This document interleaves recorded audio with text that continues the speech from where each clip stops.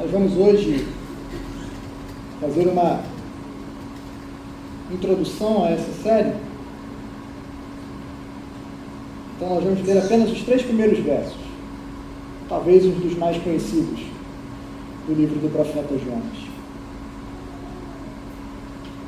Diz assim a palavra do Senhor.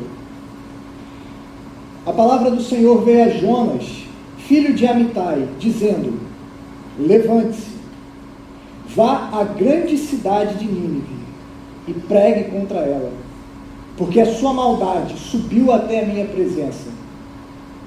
Jonas se levantou, mas para fugir da presença do Senhor, para Tarsis. Desceu a Jope e encontrou um navio que ia para Tarsis. Pagou a passagem e embarcou no navio para ir com eles para Tarsis, para longe da presença do Senhor. Curva a sua cabeça mais uma vez, vamos orar.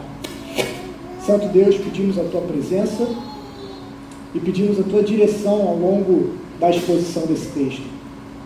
Que enquanto estivermos meditando no livro do profeta Jonas, o Senhor nos alcance com a tua verdade, nos conduza a Cristo Jesus. E é no nome dele que nós oramos. Amém e amém. Deus ama histórias. Você já percebeu que a maior parte da nossa Bíblia, a Bíblia que você tem em casa, que eu espero que você esteja lendo, fazendo a nossa leitura anual, ela é composta por um gênero literário que é muito frequente, que é o gênero da narrativa de histórias. Deus nos deu histórias.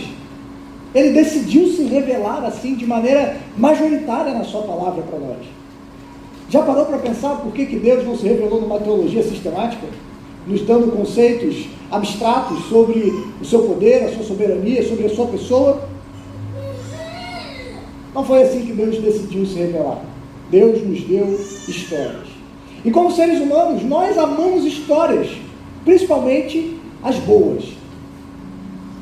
Boas histórias captam as nossas mentes e captam o nosso coração. Aliás, eu poderia perguntar para vocês, quem aqui nunca teve fortes emoções assistindo uma trama? Quem aqui nunca apertou a cadeira em um momento de tensão assistindo um bom filme? Quem aqui nunca riu lendo um bom livro? Quem aqui nunca se indignou quando o seu personagem preferido tomou uma decisão equivocada e você falou assim: nossa, como você foi tolo? Ou quando o escritor tomou uma decisão que não te agradou nem um pouco, e você se pergunta até hoje, por que ele decidiu isso? Por que ele matou meu personagem preferido? Nós amamos boas histórias. Elas captam a nossa mente, captam o nosso coração desde os primórdios. Os seres humanos conhecem o poder de uma boa história, de uma boa narrativa, especialmente para explicar a realidade e para nos ensinar lições importantes. Boas histórias nos inspiram, boas histórias nos ensinam, boas histórias nos moldam, boas histórias nos ajudam a enxergar o mundo de maneira diferente. Isso é assim porque todos nós temos o anseio de participar de uma história, de fazer parte de algo, de fazer parte de algo que faça sentido, uma história que seja coerente, uma história que vale a pena viver. Isso é muito enfatizado em nossos dias. As narrativas captam a nossa mente. Podem nem ser narrativas verdadeiras. No tempo em que nós vivemos, da pós-modernidade, as pessoas não estão preocupadas com a verdade. Elas estão preocupadas em viver algo que faça sentido, ainda que aquilo que defina o sentido para a vida delas não seja uma verdade absoluta. E é por isso que tantas ideologias e tantos ensinos completamente estranhos têm captado a nossa mente, a nossa atenção, e tantas pessoas têm vivido baseado em mentiras, porque no final das contas, no fim do dia, todos nós queremos participar de uma história que faça sentido. É por isso que Deus nos dá histórias. Porque, afinal de contas, só Deus é quem conta a verdadeira história. A história da redenção. ao qual todos nós somos chamados a participar. A história que é a história sobre todas as outras. A verdadeira história é a história que Deus nos conta. E as narrativas bíblicas nos lembram que todos nós estamos inseridos na história de Deus. E Deus decidiu se revelar assim para nós. Ele não deu um tratado de filosofia e de teologia. Ele nos deu histórias. Porque melhor do que revelar conceitos e ideias abstratas, histórias nos revelam quem Deus é, o que Deus faz e quem nós somos. É isso que as histórias bíblicas nos revelam. Uma boa história capta o nosso coração e nos faz perceber que essa história também é um pouco nossa. Nós também fazemos parte dela. As histórias bíblicas sempre falam sobre o Deus que nos fez e nos salva. A partir de hoje a gente vai meditar na história de Jonas. A história do profeta que tenta, mas nunca consegue evitar Deus. E de certa forma a história de Jonas reflete um pouco a nossa. Tentamos manter Deus em uma distância segura. Tentamos colocar Deus em uma distância na qual Ele não nos afete tanto. Mas, em algum momento, nós somos apanhados pelos seus propósitos. E somos incapazes de fugir.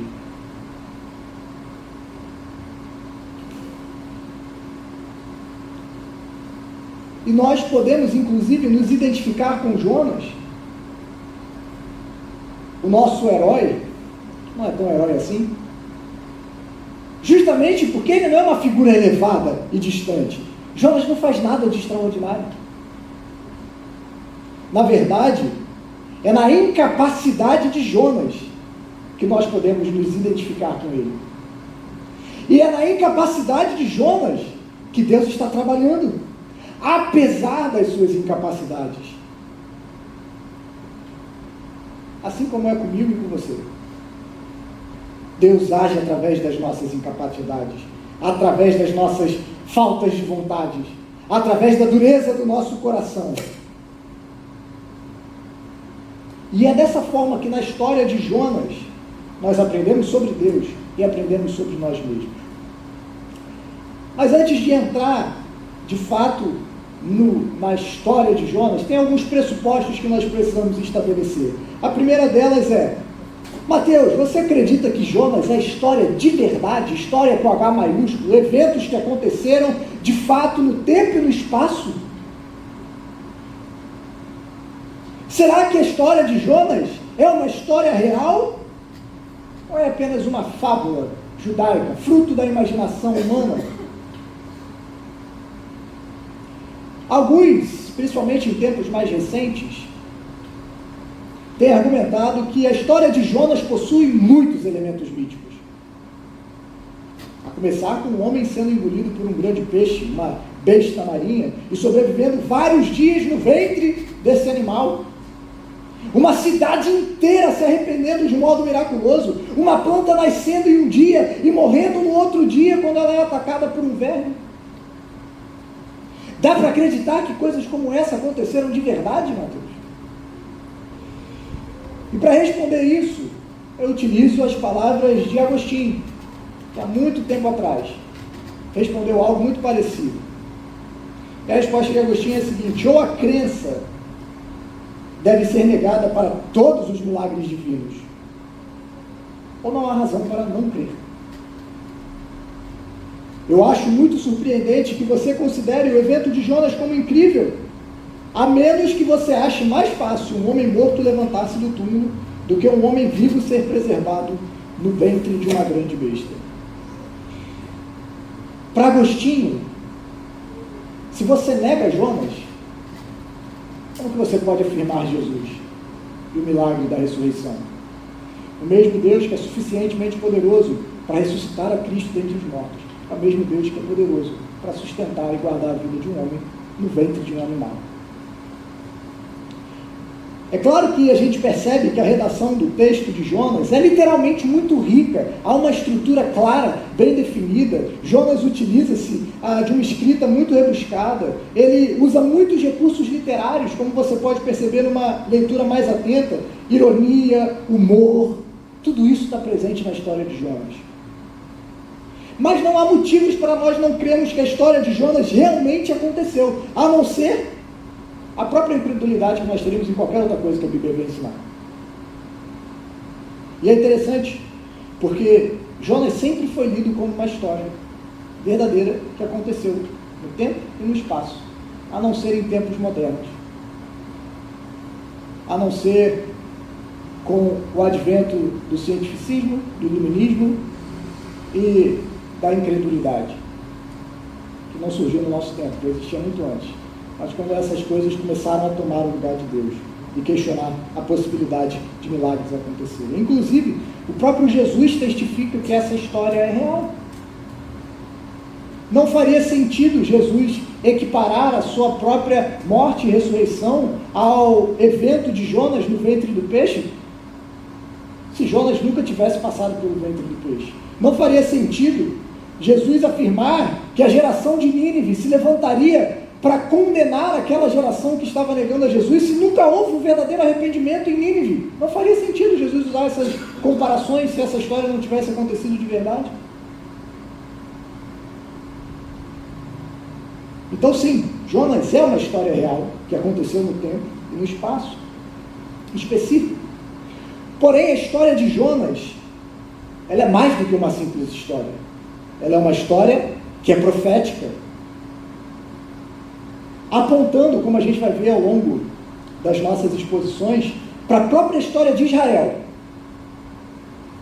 na qual Jonas representa o seu povo, que recebe um chamado de Deus para ser bênçãos para as nações, mas rejeita esse chamado, foge desse chamado, e que é exilado, mas depois retorna, e mesmo sem vontade cumpre aquilo porque Deus o chamou. Mas mais profundo do que apontar para Israel, a história de Jonas aponta para aquele que é maior do que Jonas, o nosso Senhor Jesus. Mas eu não quero adiantar as coisas não, quero ter um clima de suspense para a gente encontrar Jesus no texto de Jonas. E qual o contexto em que Jonas foi escrito? Nós, na verdade, sabemos muito pouco sobre esse profeta. A gente tem o livro de Jonas, que é composto de 4 capítulos e que não fala muita coisa sobre a vida do profeta, a não ser que ele é filho de Amitai. E uma outra passagem bíblica que nos relata sobre Jonas é 2 Reis 14, onde nós descobrimos que ele era natural de uma cidade chamada Gat-Hefer, território que pertencia à tribo de Zebulon e que nunca se livrou completamente dos gentios que habitavam ali. Jonas estava acostumado com os gentios, convivia com eles, de forma que essa região na qual Jonas habitava, posteriormente se tornou conhecida como a Galileia dos gentios. Você já ouviu falar nesse lugar? E bem pertinho de onde Jonas morava, mais tarde, estava próximo à cidade que se chamaria Nazaré. Conhece? Já ouviu falar nessa cidade? E segundo o relato de 2 Reis, Jonas ele atuou durante o reinado de Jeroboão II, rei de Israel. Nesse período, o reinado de Israel estava dividido entre 2 dinastias. O reino do norte, chamado de Israel, que era composto por 10 tribos, que se separaram da linhagem davídica do reino do sul, conhecido como Judá, que era composto por Judá e a tribo de Benjamim. Então, nesse momento, a nação de Israel estava dividida entre o reino do sul, o reino do norte, Judá e Israel. Jonas foi um profeta que atuou no reino do norte, o reino de Israel, que foi um reino que absolutamente abandonou o caminho do Senhor. É lá que nós temos os grandes profetas sendo registrados. Elias, Eliseu, todos eles atuaram lá por causa da grande apostasia que havia no reino do norte.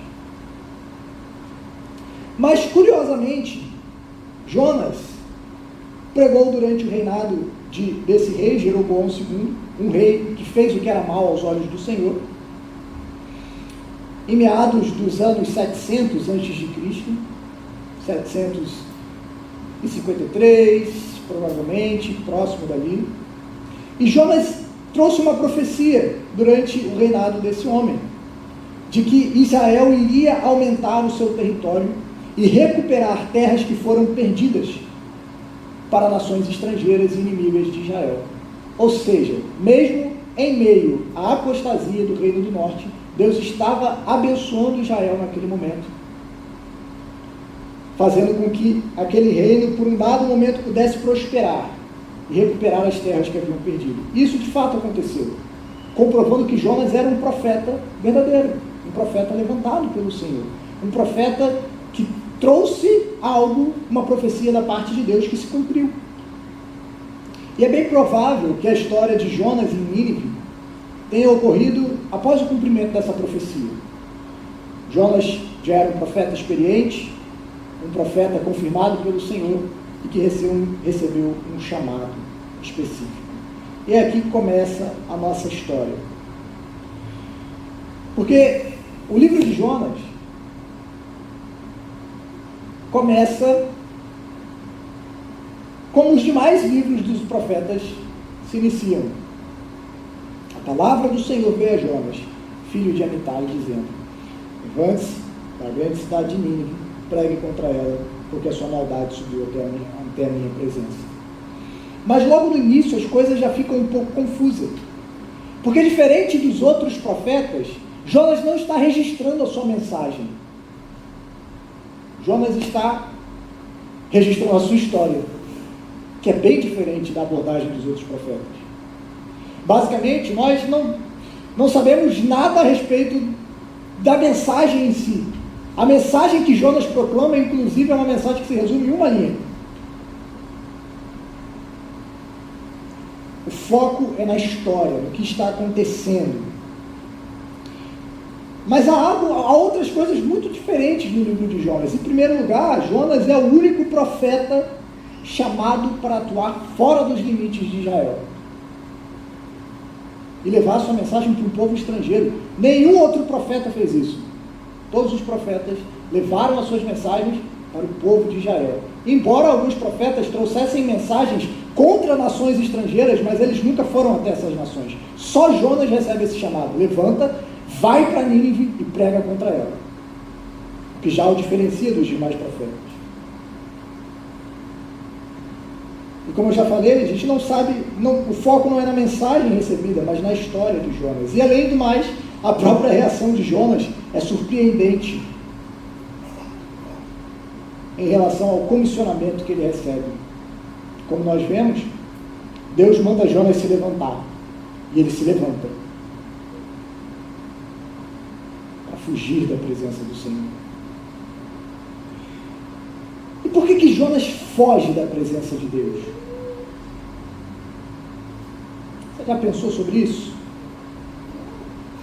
O chamado de Deus era claro para ele: Jonas, se levante e vá até a grande cidade de Nínive. A cidade de Nínive era a capital do Império Assírio, a superpotência da época, os Estados Unidos da sua época, talvez a Rússia, não sei, a China da sua época, a grande superpotência, o grande império que estava crescendo, ganhando poder durante esse período e que em pouco tempo se tornaria a causa da ruína de Israel, do Reino do Norte. Seria o Império Assírio, que daqui a alguns anos iria aniquilar, destruir completamente o Reino do Norte. Por volta do ano de 721 a.C. E Deus fala para Jonas ir e pregar até a grande cidade de Nínive. A sua grandeza, que não descreve apenas a sua importância, a sua magnitude, mas também a sua importância para Deus. Deus se importava com aquela grande cidade.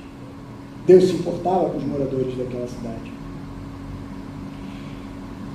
Só que Jonas tem uma reação inesperada. Ele foge da presença de Deus. Deus dá a ordem: levanta, Jonas. E Jonas levanta. Mas não é para cumprir o que Deus espera que ele faça, é para fugir da presença do Senhor. Por que Jonas foge? A sua fuga é um reflexo de como nós muitas das vezes reagimos a Deus. Porque o Senhor não se curva às nossas expectativas de como e onde Ele deve agir. Ao contrário do que estamos acostumados a pensar, e talvez você durante muito tempo possa ter pensado assim, Jonas não foge porque ele estava com medo da missão. Jonas não foge porque ele era um covarde. E Deus está mandando ele pregar que uma cidade vai ser destruída, e esse povo é nosso inimigo. E Deus, eu não vou fazer isso, eles vão querer me matar. Não é por isso que Jonas está fugindo. Jonas não é um covarde, não é um medroso. Na verdade, o medo de Jonas é justamente que a sua tarefa seja bem sucedida. Porque Jonas sabia quem Deus era. Jonas conhece o caráter de Deus. Isso vai ficar claro, mais claro para nós ainda, quando chegarmos perto do final desse livro. Mas Jonas sabia que se Deus estava mandando um recado sobre a destruição daquela cidade, era porque Deus desejava que esse recado gerasse um efeito nos moradores daquela localidade. Senão, para que mandar um aviso? Era só descer fogo do céu e consome tudo. Destrói, manda um outro povo atacar. Mas para que avisar que a cidade ia ser destruída em 40 dias? Porque provavelmente Deus queria que essa mensagem causasse algo no povo de Nínive, que gerasse arrependimento, que gerasse transformação. Por isso que Jonas foge, não porque ele achava que a sua missão era uma causa perdida, mas porque ele sabia que seria uma missão que daria frutos. Deus não chamaria ele de à toa. Aquela missão daria frutos e Jonas não podia suportar isso. A fuga de Jonas reflete a sua incompreensão dos planos de Deus. Jonas não compreende o que Deus está fazendo e por isso ele vai embora. Por que Deus desejaria mostrar misericórdia a esse povo? Logo aos assírios, nossos inimigos, que nos ameaçam o tempo todo, que já causaram problemas para nós. Por que eles? E se eles se arrependerem? Porque Deus quer mostrar misericórdia a esse povo. Será que Deus não sabe o quão cruel eles são? E às vezes nós estamos tão distantes, meus irmãos, da cultura pagã, porque nascemos em uma sociedade que foi influenciada pela moral cristã, que nós muitas das vezes não nos damos conta de quão cruel era uma nação sem Deus, uma nação pagã. Alguns relatos da crueldade e da violência extrema do Império Assírio. Relatos nos mostram que após uma vitória militar, o imperador assírio colocava um anzol gigante na boca dos seus conquistados e os mandava marchar até a rua principal da cidade. E depois o que ele fazia? Os empalava, retirava as suas peles e após esfolá-los vivos, cortavam os seus membros e os atiravam aos animais selvagens. Outros relatos falam sobre prisioneiros cujos seus membros eram cortados e deixavam apenas um braço restante para que o imperador pudesse ir apertar as mãos desse povo vencido enquanto eles morriam lenta e dolorosamente. Enquanto eles tiravam escárnio das suas vítimas. Esse era o povo para quem Deus estava querendo exercer misericórdia. E é isso que Jonas não consegue compreender. Por que eles, Senhor? Será que o Senhor não sabe que eles são nossos inimigos? Será que o Senhor não sabe que eles representam uma grande ameaça para nós? Talvez diante desse quadro você consiga entender um pouquinho a relutância de Jonas. Por que Deus, um Deus justo e santo, quer exercer misericórdia para esse povo? Jonas não consegue enxergar nenhuma razão para que Deus faça isso. Jonas não consegue enxergar nenhuma razão para essa ordem. E se Jonas não consegue enxergar nenhuma razão para Deus pedir alguma coisa, a única conclusão possível é que essa razão não existe. Deus não sabe o que faz. Nós é que sabemos. E, meus irmãos, muitas das vezes nós não agimos exatamente assim. Não compreendemos os motivos pelos quais Deus permite que certas coisas aconteçam. Não entendemos porque Deus exige de nós certas coisas. Não conseguimos compreender a razão por trás daquilo que nós vivenciamos. E logo ficamos com raiva, confusos, desanimados. Por muitas vezes agimos exatamente como Jonas. Se eu não consigo compreender a Deus, então eu sou incapaz de obedecê-lo. Eu prefiro fugir da sua presença do que me submeter a um Deus que eu não consigo entender, a um Deus que faz coisas que eu não faria, a um Deus que ama pessoas que eu não amaria, a um Deus que derrama a sua misericórdia para gente que não merece.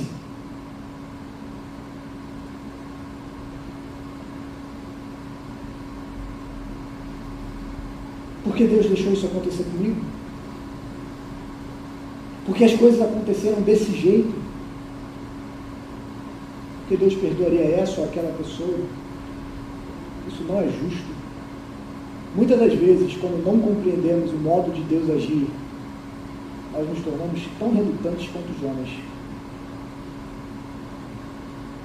Nós nos tornamos tão obstinados quanto Jonas. Preferimos fugir da presença de Deus do que obedecê-lo, porque achamos que o que ele está pedindo não faz o menor sentido, porque achamos lá no fundo que Deus parece que não sabe o que ele está fazendo.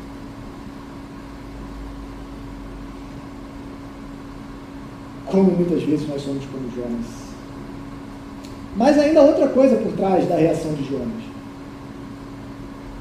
Diante do cenário todo que a gente descreveu, Jonas não podia aceitar que Deus fosse misericordioso com a nação que poderia destruí-los.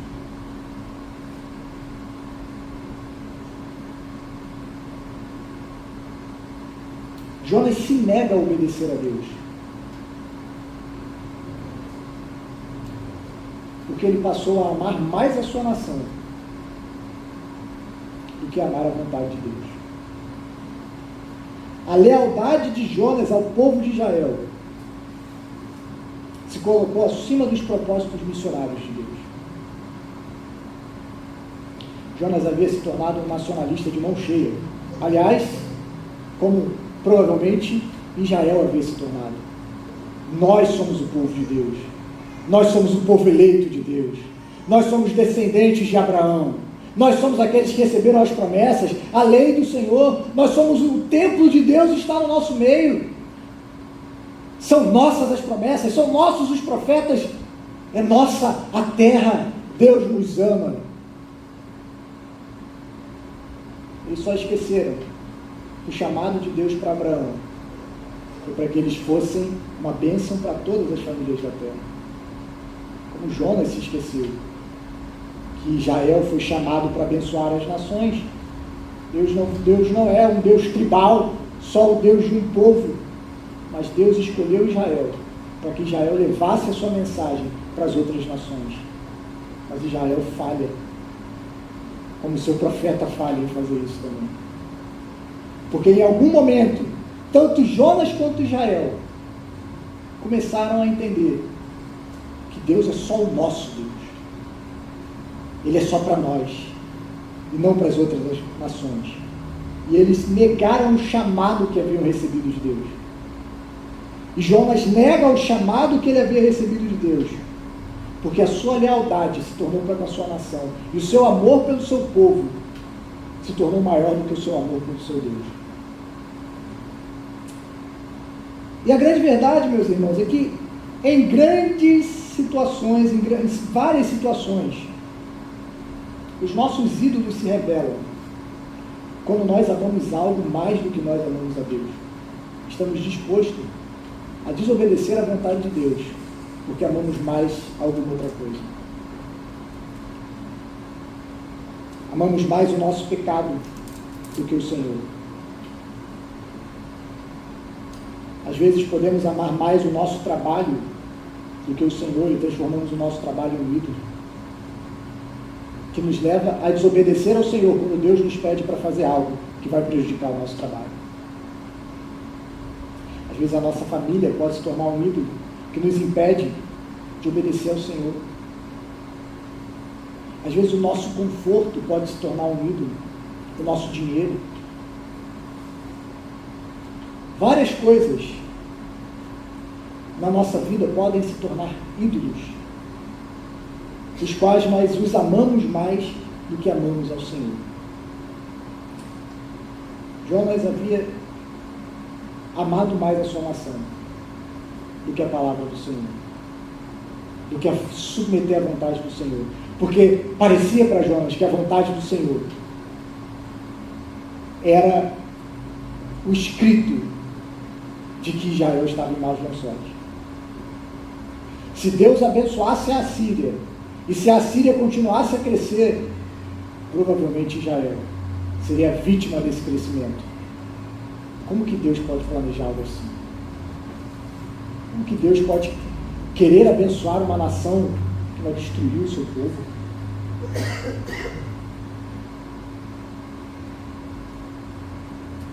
O amor de Jonas por Israel foi maior do que o amor de Jonas por obedecer à vontade de Deus. Quantas vezes nós não somos assim, meus irmãos? Quantas vezes nós amamos mais alguma outra coisa do que amamos aquilo que Deus nos revela, nos chama a fazermos? Isso é idolatria. Quando nós amamos mais alguma outra coisa do que nós amamos ao Senhor. E Jonas, ele rejeita esse chamado. Claramente Jonas faz isso. Ele faz o oposto do que Deus lhe ordenou. Deus fala: levanta-te, vai para Nínive. Nínive era ao nordeste de Israel, por terra, vai para esse lado. O que Jonas faz? Ele se levanta, vai para o sudeste, para o extremo oposto, pelo mar. Deus falou: vai para lá, por terra, para aqui. Jonas vai para lá, por mar, para outro lugar. Ele queria estar o mais distante possível da vontade de Deus. Inclusive Tarsis, os historiadores acreditam que era uma cidade já lá na Espanha, no finzinho da Europa, o mais distante que aquele povo conhecia. O fim do mundo estava lá. Não sabiam que tinha coisas além. Para eles, o mais extremo que eles podiam ir era lá. Tarsis, aonde é? Tarsis, é para lá que eu vou. Jonas se levanta e faz exatamente o oposto do que Deus lhe havia mandado fazer. Irmãos, mais uma vez, quantas vezes nós agimos exatamente assim? Quantas vezes nós rejeitamos aquilo que Deus nos revela de modo claro em sua palavra, e nós fazemos exatamente o caminho oposto, e achamos que isso pode dar certo, e achamos que vai funcionar. Quantas situações na nossa vida seriam evitadas se nós simplesmente fizéssemos aquilo que Deus diz para nós fazermos, mas nós nos achamos mais sábios do que Deus, nos achamos mais inteligentes do que Deus, e pensamos: mas se eu fizer o contrário daquilo que Deus está pedindo para eu fazer, quais são as chances de eu ter sucesso nisso? Talvez por um tempo você possa até obter algum tipo de sucesso aparente, mas certamente você fracassará naquilo que é o mais importante, no seu relacionamento espiritual com Deus, na sua caminhada com o Senhor. Quantas vezes nós vemos Deus nos dar direções claras em sua palavra? Poxa, e se eu me relacionar com aquela menina que não quer nada com Deus?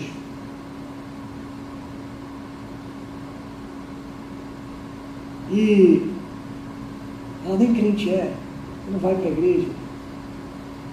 Quais são as chances disso dar certo? E se eu aceitar aquela proposta de emprego, eu só tenho que fazer algumas coisas erradas ali, camuflar algumas situações, mentir em outras situações, mas o salário é bom. E se eu for conversar com aquele homem no meu trabalho, uma conversa mais íntima, abrir meu coração para ele enquanto meu marido está lá em casa. Quais são as chances disso dar problema? Nós vamos em caminhos que são claramente opostos ao que Deus nos revela. Tomamos decisões que se opõem fortemente ao que Deus claramente se revelou a nós.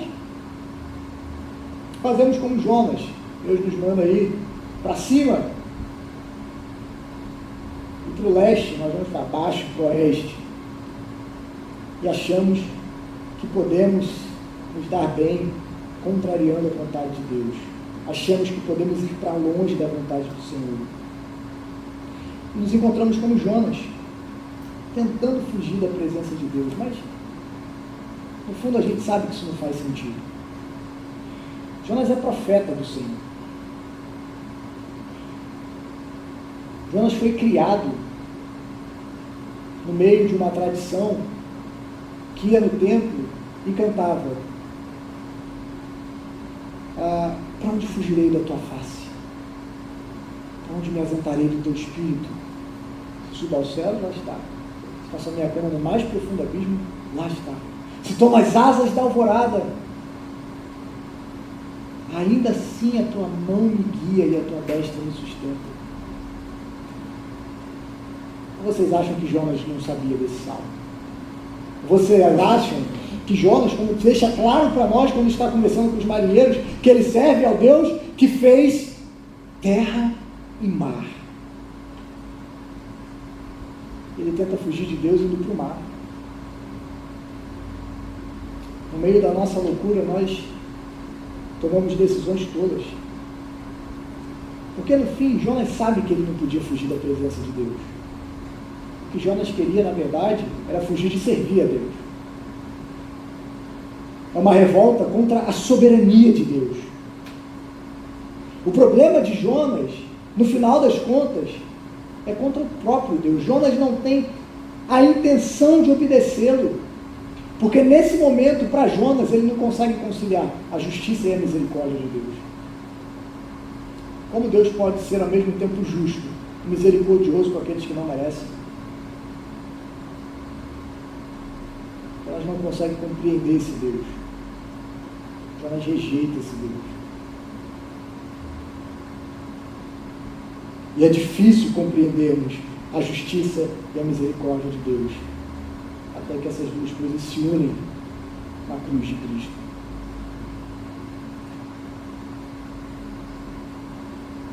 E Jonas foge do Senhor.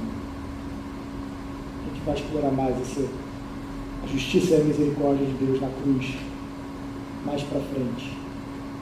Mas Jonas não conseguia conciliar, Jonas não conseguia entender esse Deus que era maior do que ele mesmo, dos conceitos equivocados que ele tinha sobre Deus e sobre si mesmo. E Jonas está em crise com esse Deus. Jonas está em crise. Como? Eu prefiro ir para longe, eu prefiro fugir. Eu quero sair da presença desse Deus. Eu quero ir para longe da presença desse Deus que eu não consigo entender, que eu não consigo compreender. Eu prefiro ir para longe dele. E aqui é algo interessante, já caminhando para o final da mensagem, é que, perceba, como Jonas foge da presença de Deus. Ele não faz nada errado. Jonas vai até Jope, ele compra a passagem de um navio, ele paga por essa passagem, ele embarca no navio. Jonas não fez nada ilegal. Jonas não fez nada errado. Mas muitas das vezes, meus irmãos, nós podemos fugir da presença de Deus fazendo coisas certas. Não significa que você só vai estar fugindo de Deus quando você está em pecado aparente, pecado evidente, quando você está fazendo coisas absurdas. Mas às vezes nós podemos estar fugindo da presença de Deus, mesmo quando fazemos coisas que são ok, são legais, são lícitas. Talvez você esteja nessa situação hoje. Talvez você esteja fugindo do que Deus está requerendo de você. E você, sei lá, foi para o mundão, encher a cara, ir para um prostíbulo, se drogar. Você fez coisas lícitas. mas que simplesmente não era o que Deus estava esperando de você, não era o que Deus estava pedindo de você. Às vezes você pode estar nessa situação, fugindo da presença do Senhor, fazendo coisas certas, fazendo coisas legais, não indo para um caminho de pecado, mas ainda assim, fugindo daquilo que Deus pediu que você fizesse. E é interessante que o pastor Tim Keller, ele nos apresenta 2 caminhos pelos quais nós podemos fugir do Senhor, fazendo uma abordagem mais espiritual, né? Há o caminho da irreligião, o caminho no qual nós rejeitamos deliberadamente a Deus, e não nos submetemos à sua vontade, o que Jonas está fazendo nesse momento, inclusive se parecendo muito com a parábola do filho pródigo, né? Inclusive o Keller diz algo muito interessante. Nos primeiros 2 capítulos de Jonas, Jonas se parece com o filho mais novo, que sai da presença de Deus, sai da presença do pai e vai embora, ele não quer entrar na presença do pai. E nos 2 últimos capítulos, Jonas se parece com o filho mais velho, no qual ele está obedecendo à vontade de Deus, mas ainda assim o seu coração está longe do Senhor. Há o caminho da religião. Como nós podemos fugir de Deus? Simplesmente rejeitando Deus. Simplesmente vivendo uma vida conforme nós queremos. Mas uma outra forma de rejeitar a Deus é o caminho da religião. É o caminho de obedecer apenas Deus, apenas externamente. É o caminho que pensa da seguinte forma: se eu obedecer a Deus, eu posso evitar Jesus. Se eu obedecer a Deus, eu não preciso prestar contas. Se eu conseguir viver uma vida correta, eu posso viver sem um Deus que vai estar falando no meu ouvido. Então, algumas pessoas escolhem fugir de Deus indo para o caminho da religião, porque justamente acham que não vão precisar prestar contas a Deus. Elas obedecem apenas externamente, não porque amam a Deus, mas muitas vezes porque amam a si mesmas e o que podem obter por meio da sua obediência a Deus.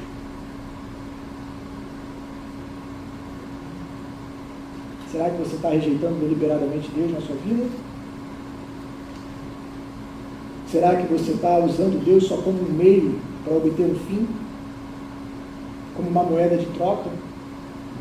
Será que você tem se relacionado com Deus só para poder exigir algo dele no futuro? Como Jonas vai fazer lá na frente? Como o filho mais velho faz? Em tudo eu te obedeci, você nunca me deu nem um cabritinho para me alegrar com os meus amigos. Eu termino com essa pergunta: será que você está tentando evitar Deus? Será que hoje você tem tentado fugir dele de alguma forma?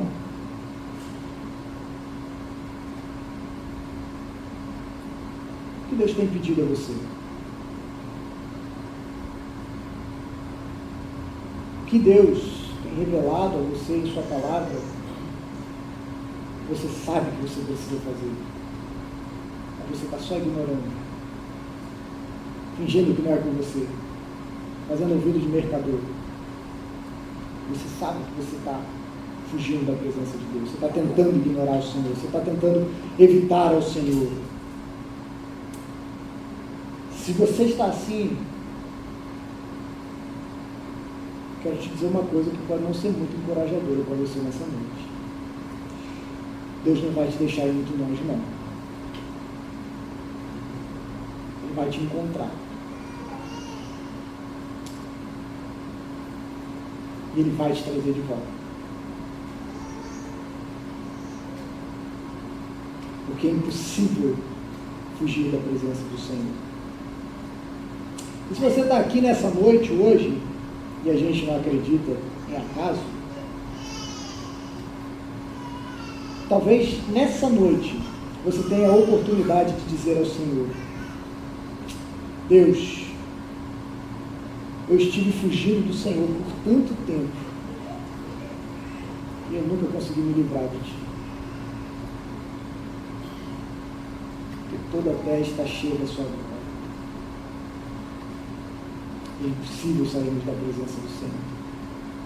Talvez você precise dizer ao Senhor: Deus, eu tenho sido tolo, eu tenho sido obstinado, eu tenho sido insensato, fingindo que eu sei o que é melhor para mim, tomando decisões sem consultá-lo, fazendo escolhas que eu não deveria fazer, que eu sei que claramente contrariam o que o Senhor espera de mim como um filho seu,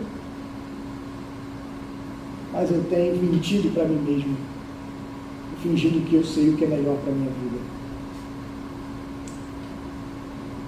Talvez você precise dizer: Senhor, nessa noite eu não quero mais fugir da tua vontade. Ainda que eu não entenda completamente a sua maneira de agir,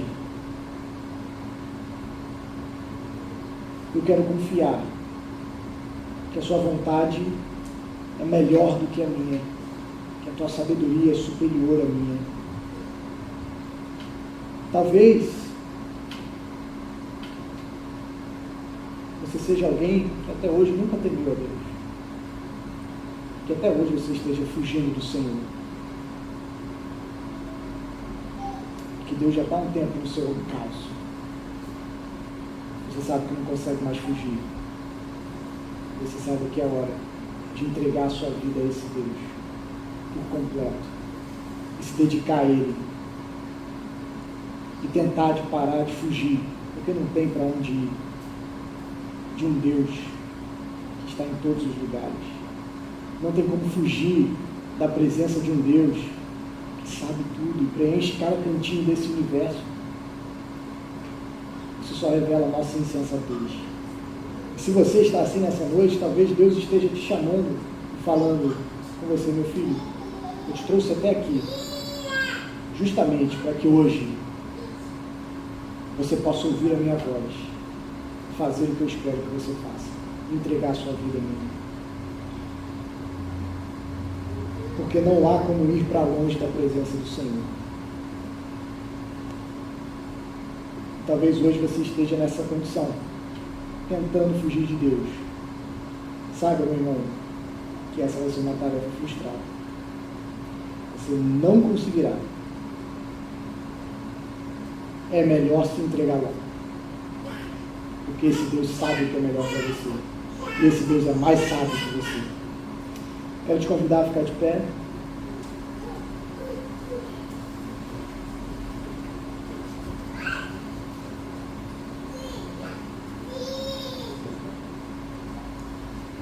E nós vamos orar.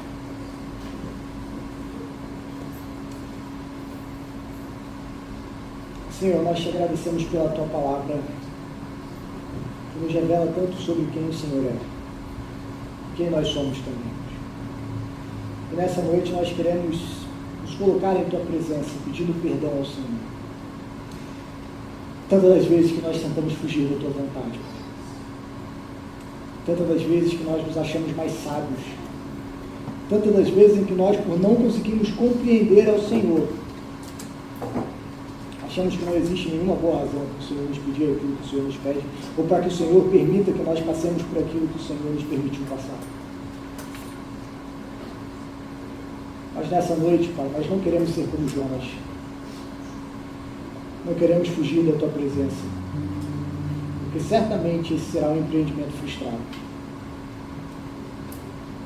O Senhor nos encontrará, porque não há como fugir da tua presença.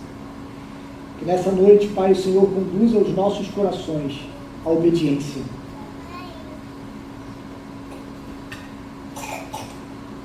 E a nos submetermos à tua vontade.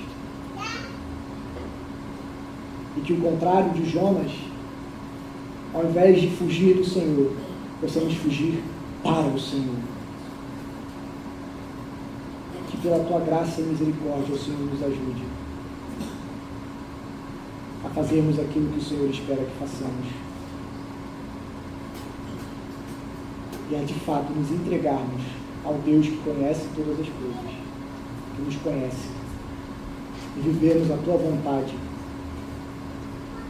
porque não há lugar melhor para estar do que no centro da vontade do Senhor. Ajuda-nos, Deus, a sermos obedientes ao Senhor, mesmo quando for difícil entender o seu jeito de agir. Mas que confiamos na tua sabedoria, na tua soberania. Em nome de Jesus. Amém.